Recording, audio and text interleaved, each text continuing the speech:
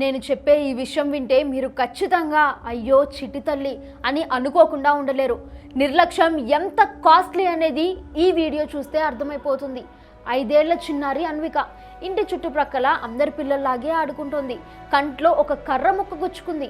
వెంటనే హాస్పిటల్కి తీసుకెళ్లారు పేరెంట్స్. డ్రాప్స్ వేసి మరేం పర్లేదు అని చెప్పి పంపించేశారు. మళ్ళీ ఫోన్ చేసి హబ్సీగూడలో తమ బ్రాంచ్కు తీసుకెళ్లమన్నారు అక్కడి డాక్టర్లు. ఆమెకు సర్జరీ చేయాలని చెప్పి మత్తుమందు ఇచ్చారు. ఆ తర్వాత ఎంతసేపు అయినా పాప లేవలేదు. దీంతో ఎల్బీ నగర్లో ఉన్న రెయిన్బో హాస్పిటల్కి తీసుకెళ్లారు పేరెంట్స్.